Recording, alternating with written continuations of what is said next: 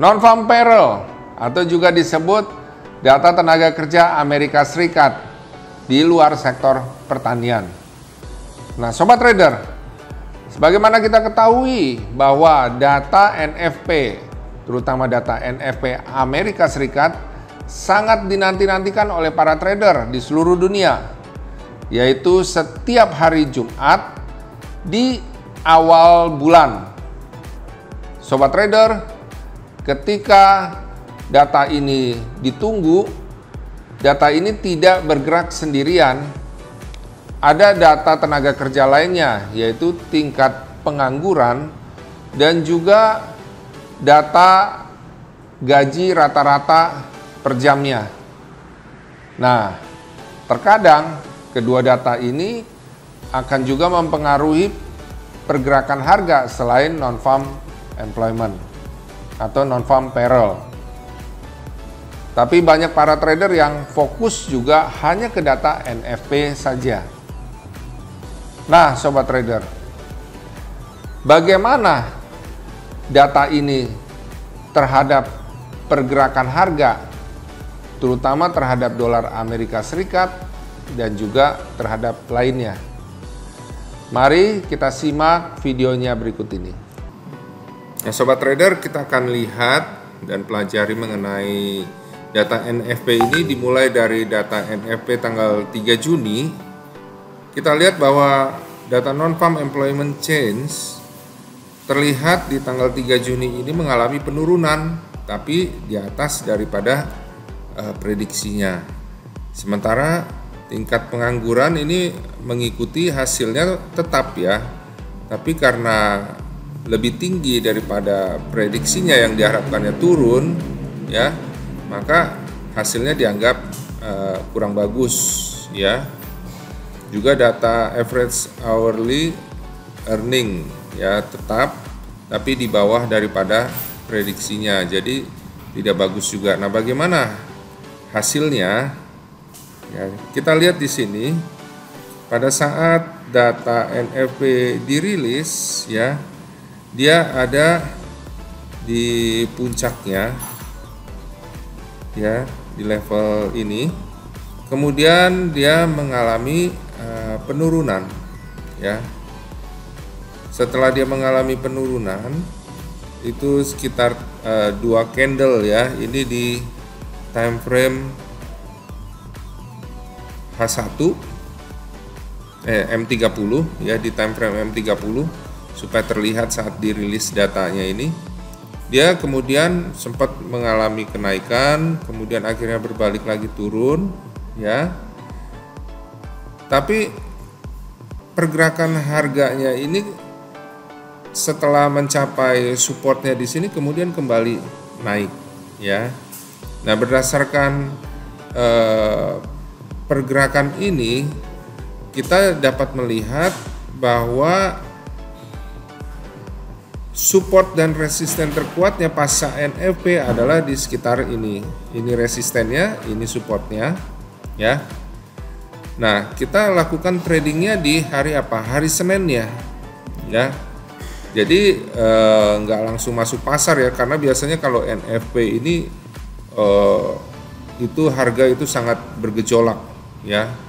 Apalagi ini di dolar indeks ya, terlihat bergejolak. Jadi kita nggak ambil posisi, kita hanya ambil support dan resisten pasca data NFP dirilis. Kemudian kita ambil posisi trading di hari Senin ya.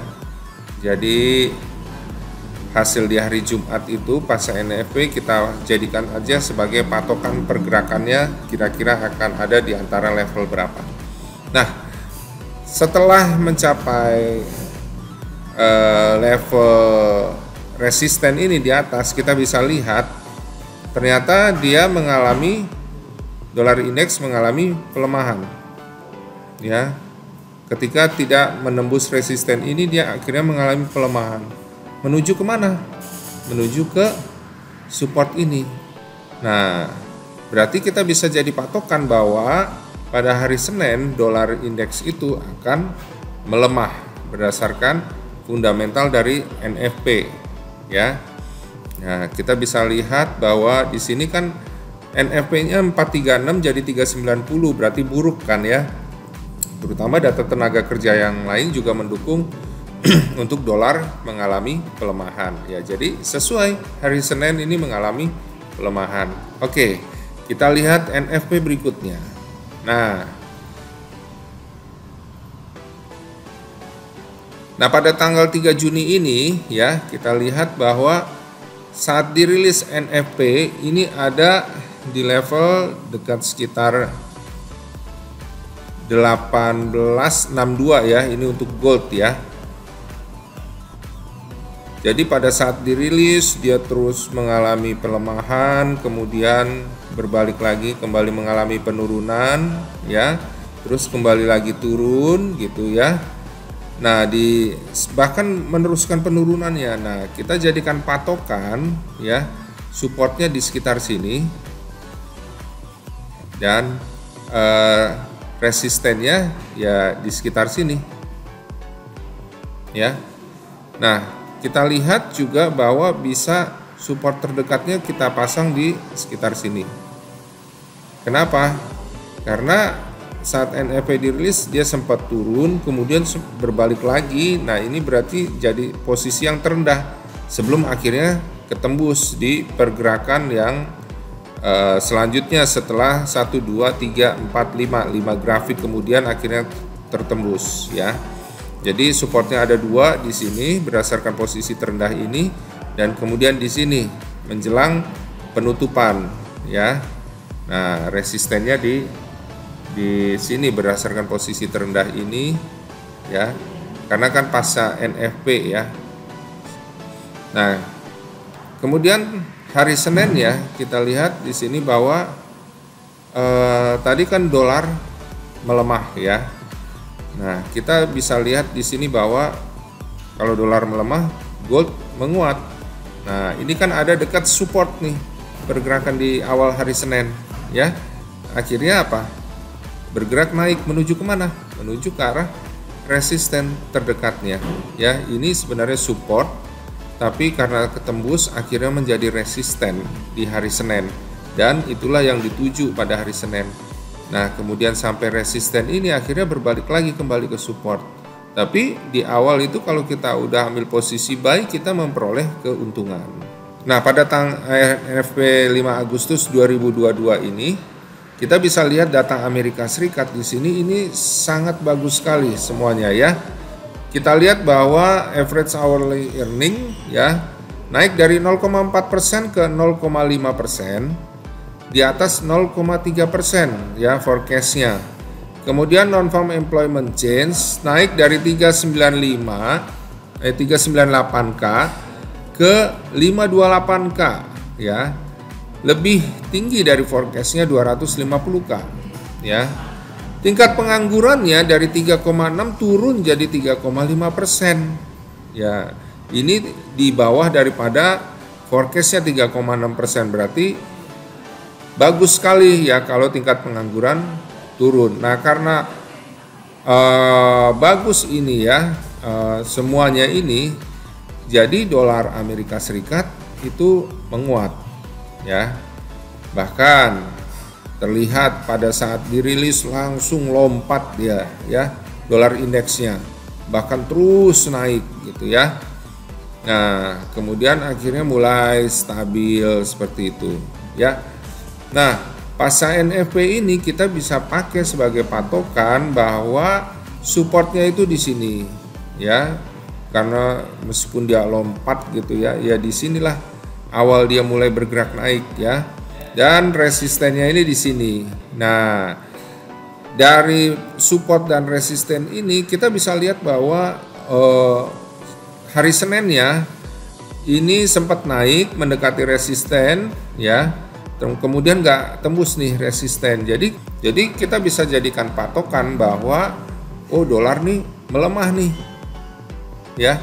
Pada dolar menguat nih pada hari Jumatnya, dan hari Seninnya akhirnya berbalik melemah karena sudah dekat resistennya ya. Nah, bagaimana pergerakan gold? Nah, ini terjadi suatu hal yang luar biasa tanggal 5 Agustus ya. Tanggal 5 Agustus ini gold langsung turun tajam saat dirilis NFP ya. Karena memang data Amerikanya bagus ya. Kemudian konsolidasi. Nah, kita bisa jadikan patokan ini support buat gold, dan disinilah sebagai resistennya posisi terendahnya ya.